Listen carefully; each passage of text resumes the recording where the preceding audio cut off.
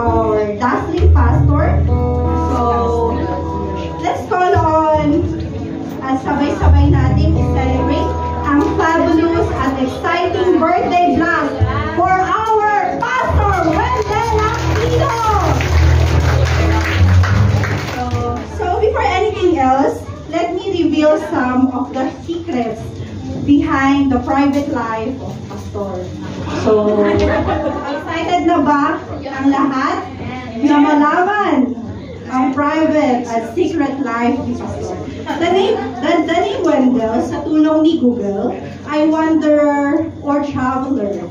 Wander meaning someone who often travels from place to place. Which is nakita po naman natin because diba, yung experience ni pastor is sa iba't ibang bansa. Ano po ba ang favorite color ni pastor? May nakakala po ba? Siyempre wala. Actually, walang favorite si pastor because he relies sa choices ni Madam. And Madam chooses sa color na bagay sa kanya. Tama po ba yun, pastor? Yeah, yes. Sa tingin niyo ba nalulungkot si pastor? Yes! Siyempre, of course, tao lang naman din si pastor. Pero, base nga doon sa research ko, si pastor daw, kapag malungkot siya, kapag nasa bahay siya, ang favorite hangout niya is sa room niya.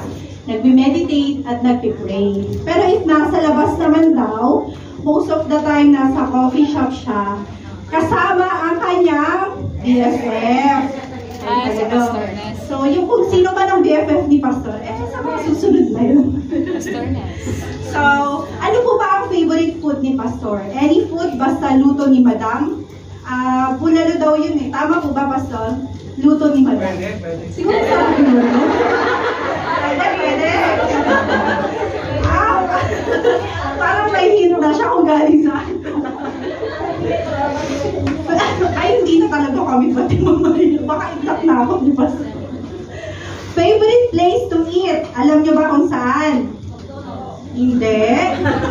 So, gusto niyo puntahan? Sa Suba sa Luna. And ang paborito niya kinakain daw, or in-order doon, is inihaw na pangan ng bluefin tuna with inihaw na lirpon. Sarap naman, nagutong tuloy ako. Kaya kanin ka doon, pastor. May fear ba si pastor? Meron din po ba? Pero parang wala yata kasi po napaka-adventurous niya. Alam niyo ba na nag-zipline siya together with Joanne and passing through 7 waterfalls? Imagine that. Meron po tayong special number from our dear sister Darlene Prado.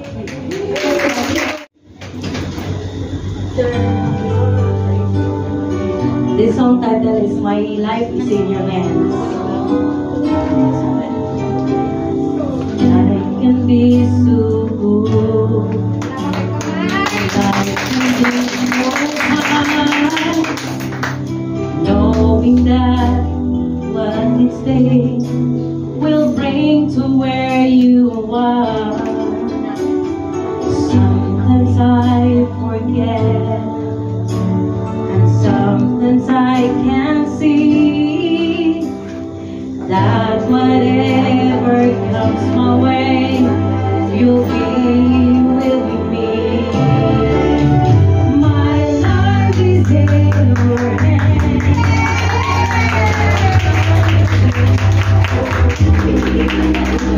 I'm never alone. My future is yours.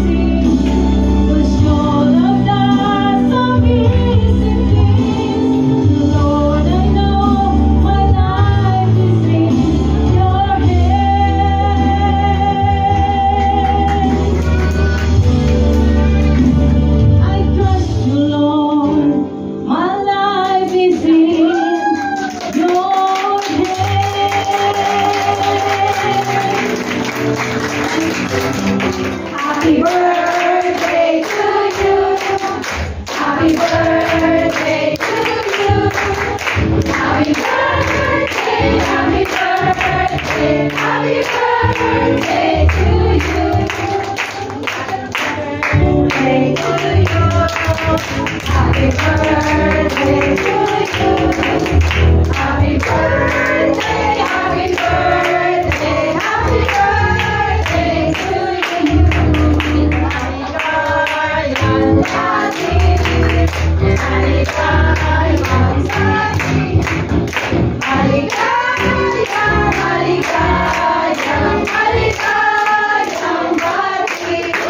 I wish that you will exercise your anointing.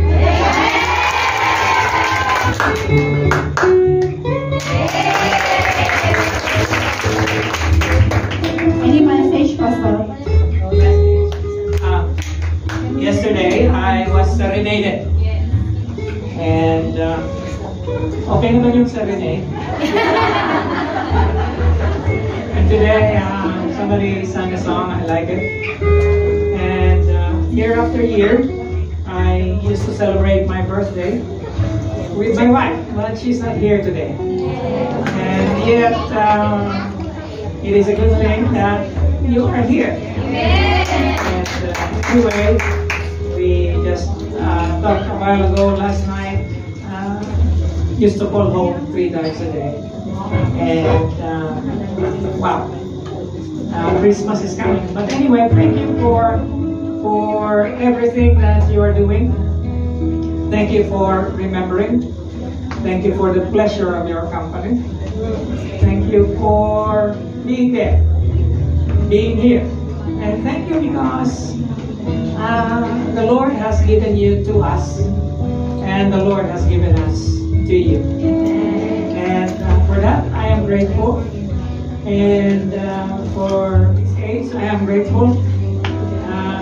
A lot of people are asking me, how does it feel to be beyond 60? Yeah, I just feel the same thing. A little weakening of some muscles, perhaps. A little weakening of some body parts.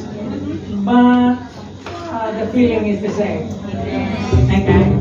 Sabi nga nila, age is just a number. And I'm beginning to believe that.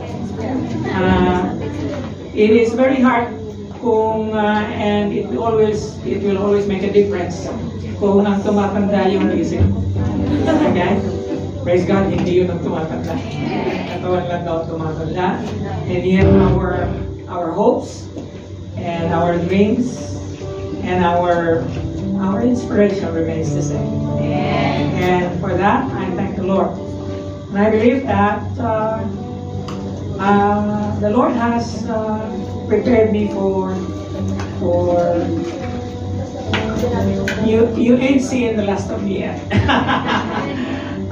Meaning to say that I am still hoping that the Lord is going to renew and begin to forge a new trail and a new highway for His plan and purpose for life.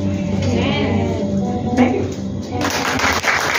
I would like to take this opportunity and privilege to give our special appreciation for Pastor Wendell, and I would like to call on Elder Chiki to join us in front. Dear Pastor Wendell,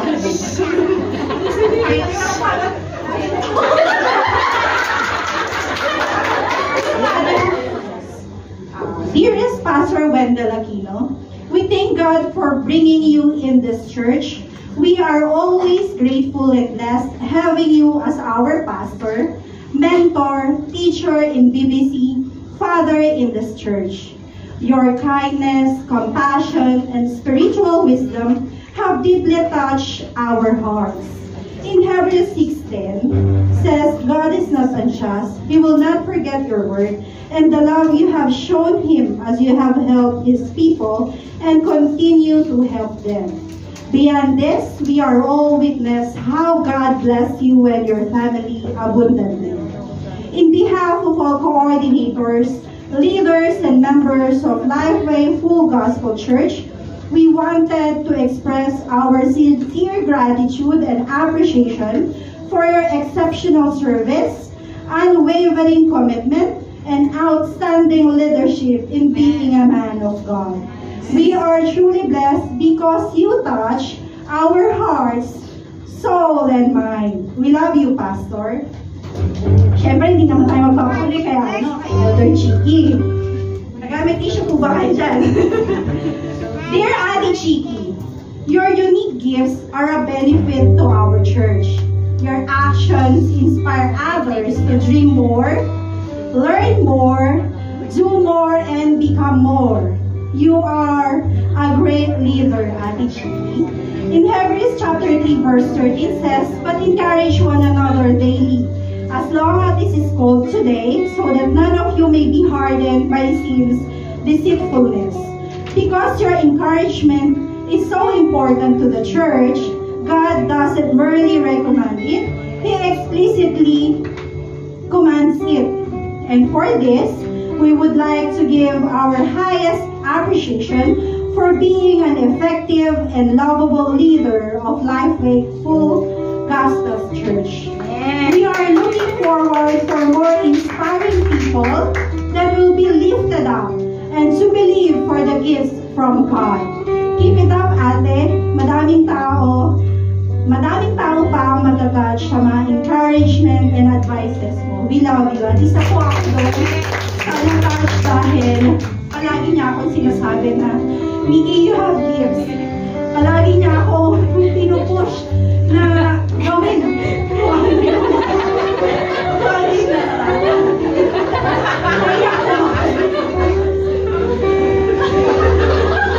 Bigyan po natin ang daan yung mga magme-message at magbibigay ng kanilang mga, paano ko ba sabihin na, yung pasasalamat. So, let's call on Lorna. Happy birthday, Pastor. Salamat. One of my since hindi ko siya makalimutan, Pastor, for time na nandito ako sa Hong Kong. Because of you, until now, unlimited load ako. That's why I praise the Lord for your life. And I praise the Lord for, dahil ikaw yung teacher namin, have a lot of encouragement, a lot of lessons from you and from the Lord. When there is this, Pastor, kasi mahilig sa Greek word and Hebrew word. That means when there is stand for, in Hebrew is wonder. Wonders, yeah, and then the voice of God. That's why I really bless life ni Pastor na naging bahagi kami sa BBC and more life hatag ni Lord, Pastor, and sana pagtsagaan mo kami hanggang matapos kami. Praise the Lord. I just wanna say thank you to the Lord sa buhay mo, Pastor. Actually, gusto kong i-acronym yung pangalan mo.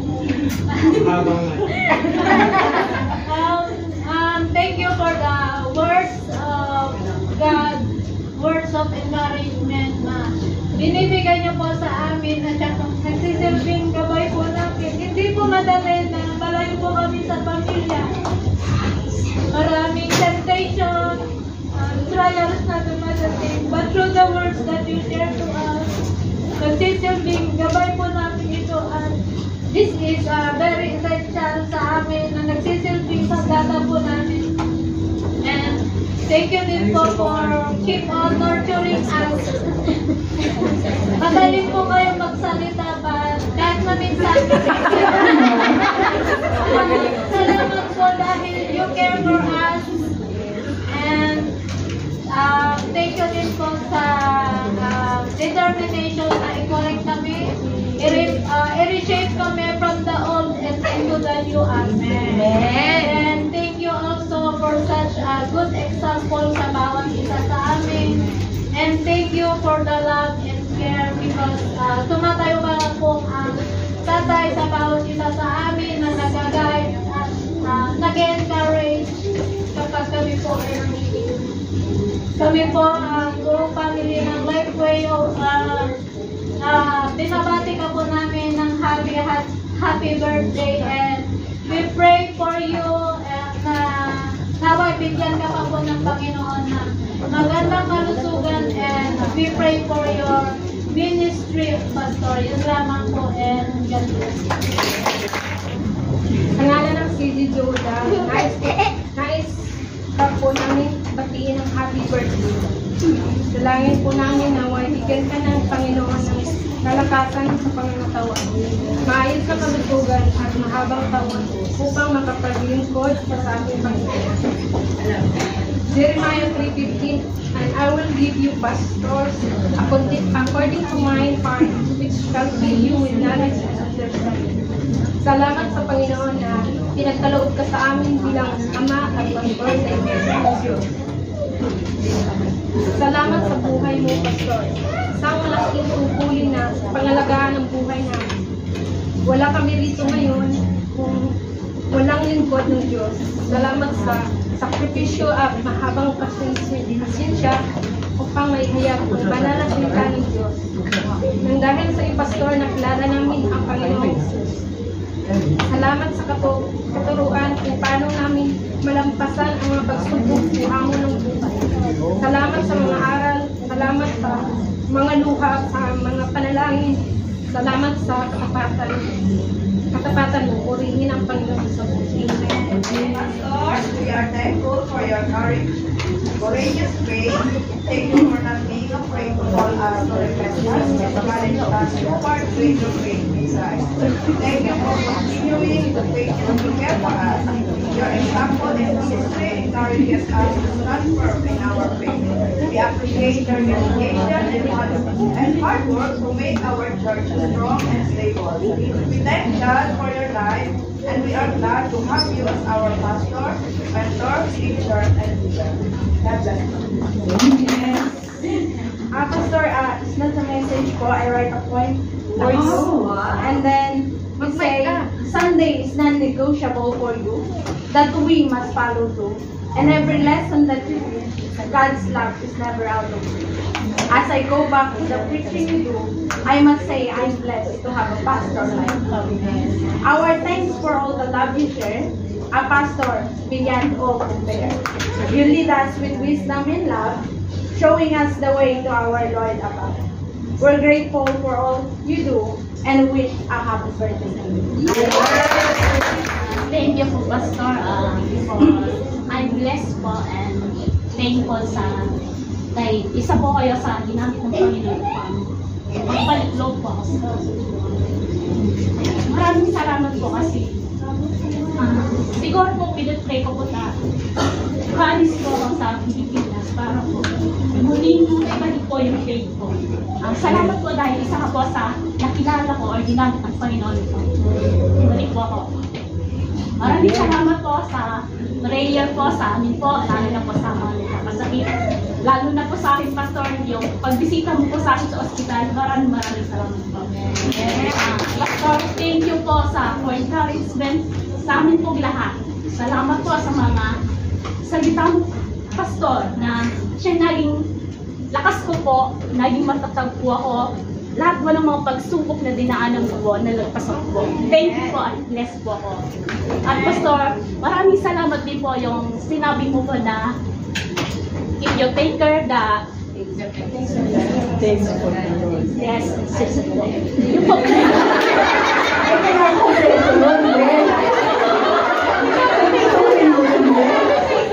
Nanahawakan ko po yung Pastor. Talaga po, hanggang ngayon po, talagang ginagamit ko po yung Panginoon. At maraming salamat po, Pastor, dahil masaya po ako kahit na dami ko pong pinagdaanan. Ayoko po magsalita po. Pastor, unang-una po talaga yung sabihin mo po, natakot po ako sa tao, lalo magsalita po. Isa po yung na medyo nabawasan po na pag humarap po talaga sa tao, nangihinig po ako or nawawalan po ako ng confidence. Pero dahil po sa mga preaching mo po na napakinggan, Pastor, yun po, naging makapal na rin po yung mukha ko. Salamat po, Pastor, and pray po sa'yo na more protection, more knowledge, and wisdom, at mga blessing pa po. Maraming salamat po, and happy birthday. God, bring us the dazzling pastor, hindi lang magaling, kundi may credibility. Kumbaga, syempre, we are proud kasi binigay ni Lord yung well-equipped na pastor na hindi lang magpipreach ng salita niya, kundi yayakapin tayo sa ating paglalayo sa Panginoon. And now, we would like to give the appreciation, the plaque of appreciation. Actually, hindi pa sila ordained na mga preacher. Oy. Pero God equipped them mentally, physically, emotionally para magamit ng Panginoon para ipalaganap ang kanyang salita. Let's call on in front ang ating mga pinagpipitagan, respected ng mga preacher. So let's call in Sister Joylyn Pailado.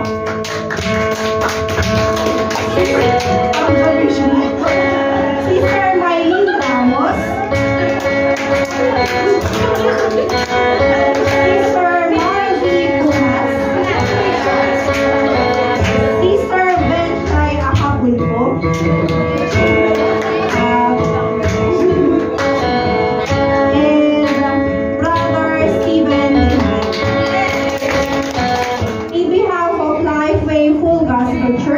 We would like to appreciate all your efforts, sacrifice, and passion, or your passion in equipping and preaching the Holy Word. Ating mga plaque of appreciation para sa ating mga nagpipitagang, nagagandahan, nagdagagwapuhang mga preacher ng Lifeway Full Gospel Church. We are truly blessed kasi may mga pinadala si Lord na equipped at well-talented pagdating sa pag-share ng salita ng Diyos. This plaque of appreciation is given, doon nasa sinabi ko kung pangalan. Thank you for being such a great example of living a life of faith. You're a blessing to our church. Thanks for all the ways you make a difference in our church. In 1 Corinthians chapter 9 verses 14, in the same way the Lord has commanded that those who preach the gospel should receive their living from the gospel. Ito na po yung mic. Ano po masasabi? Maraming salamat po sa lahat ng nag-effort ng plaque of appreciation na ito. At maraming salamat din sa buhay ng bawat isa na tayo ay nagiging totoo sa Panginoon. And my greetings to Pastor Wendell Lorena. Pastor, thank you for your life, and Madam for being a prayer warrior sa aming lahat. Yes, yun lang po. Thank you. Next po. Ganda na. Ito yung pinaka. Isa-isa pala. Lumampas pala. Hindi ko na pagmulaan. Yeah, thank you so much again sa this vlog. Wala ba ba ito? And actually,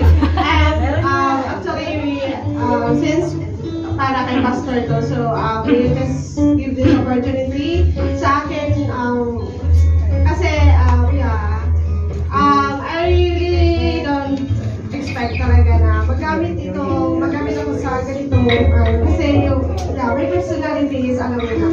And I'm just really very thankful na isa si Pastor na, ginamit siya na with all the teaching, the learnings and everything, na encouragement para magamit talaga na mag-serve sa before,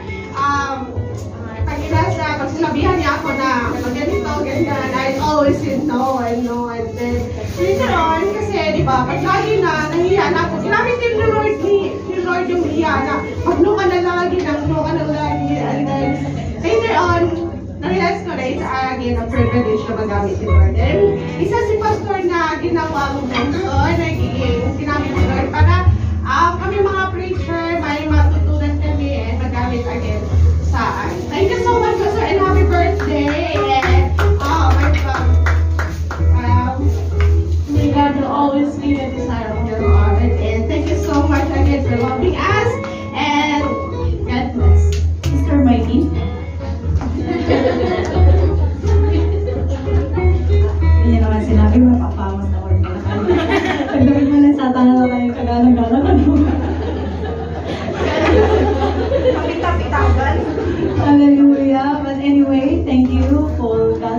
church. And we thank you for our dear pastor for the opportunity to serve the Lord through preaching. At wala nga po kami kakayahan na nabahagi ang salita ng Panginoon without the help of our dear pastor. And of course, because of the anointing of the Holy Spirit, kami po ay laging nakaasa sa mga prayers ninyo every time we stand behind the pulpit. Kaya nga po, nagpapasalamat kami sa bawat isa sa inyo na those who are praying for us every time we stand behind the pulpit to proclaim the good news of our Lord Jesus Christ. We thank you and salamat po Panginoon, salamat po Pastor sa pagtitiwala. And we thank you for this plan of appreciation. So ulitin niya.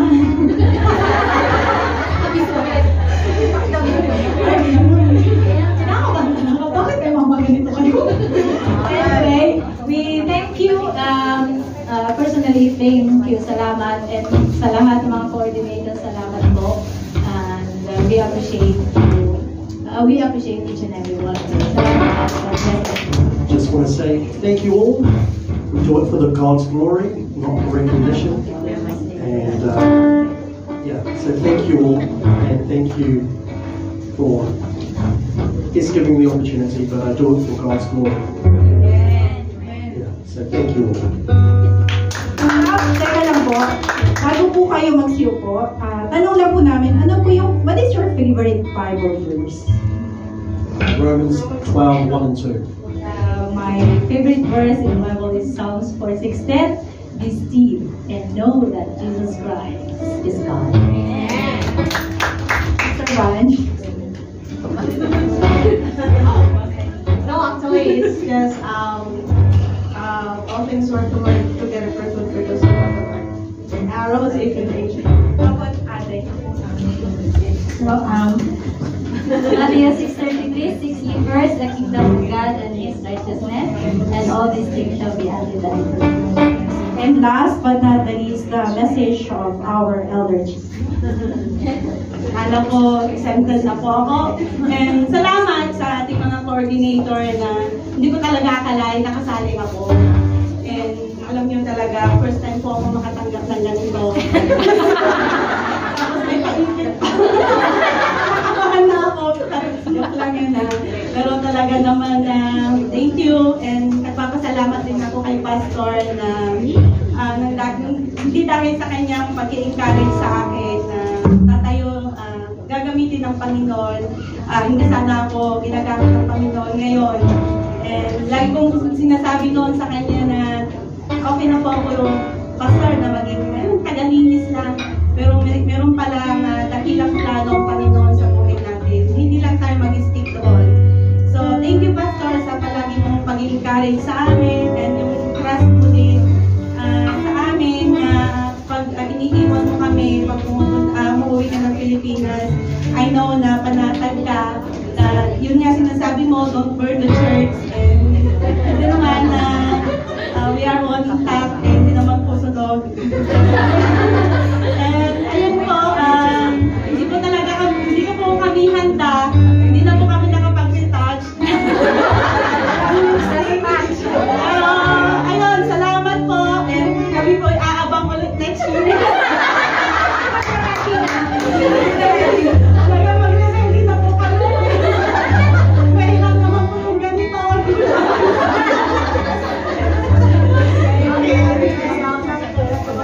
Yung favorite verse ko, baka makalimutan ko. Hindi yung whatever you find on earth, iba na naman. I can do all things. Kasi every time tayo po ako, sa human limitation, hindi po talaga ako makakatayo sa pulpito ng ating Panginoon dahil ako po ay nakadepende lang po sa pagkilos ng banal na Espiritu. Amen. Sabi nga ng Panginoon that not by might, not by my powers, but by the Spirit of God na siyang kumikilos sa buhay ng bawat isa. So Lord, ay Pastor, happy birthday. Ayun lang po. Let's give them a round of applause! Thank you po sa lahat. Yung calling kasi ni God is very unique. Kahit ayaw mo,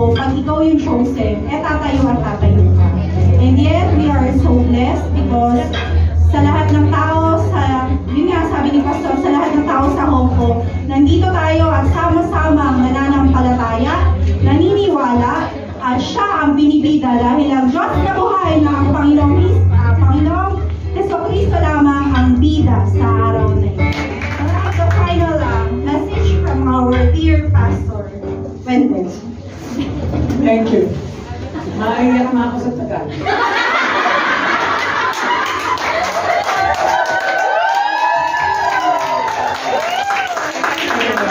Thank you very much. Today is Pastor's Appreciation Sunday.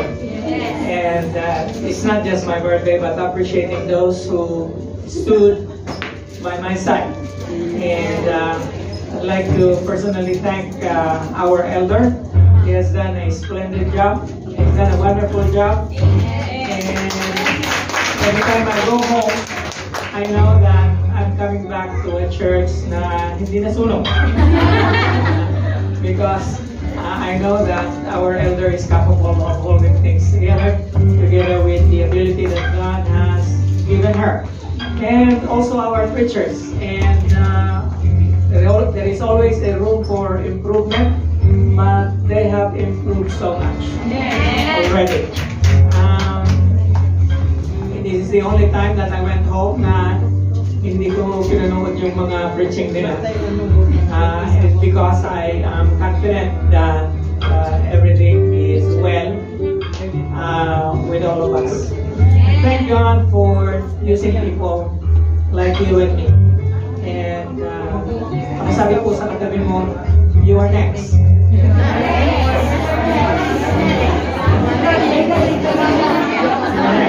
Your time is about to come. And put on, sabi nga ni Moses, Moses once said, would to God that He would make all of us priests in Christ. And yet, indeed, we are all priests, a priesthood of believers in Christ. So we need to realize that, katulad na sabi ko kanina, you and I are anointed to serve. You and I are given the ability to serve. And that ability to serve is without measure. Okay? So thank you again. Thank you. Thank you for this day.